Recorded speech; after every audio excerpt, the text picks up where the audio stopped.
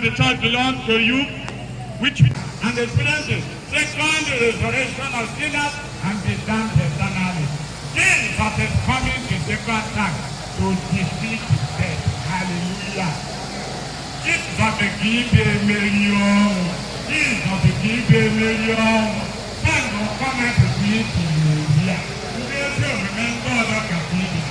The present people.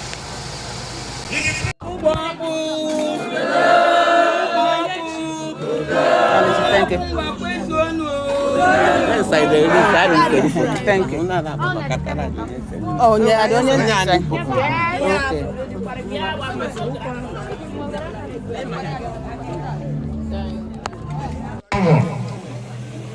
If you are not a righteous man, automatically you are a sinner. And if you are a righteous man, you will experience the resurrection of life. And if you are a sinner, you will experience the resurrection of damnation.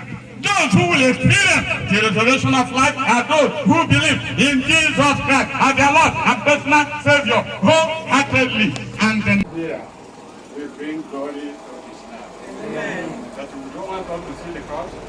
Okay. Okay. Let us pray.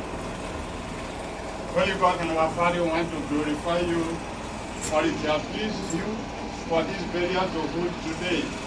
As we have come, we pray that you take the lead.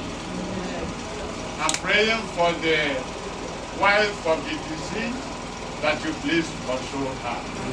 Console the children and every member of this family, that your spirit will descend and help them at this time of mourning, that they're able to go through to the glory of the Lord. As we now go through the prayer ceremony, please let your spirit minister through us. That the person will walk out, and after that all of us will go rejoicing that we are going with you today.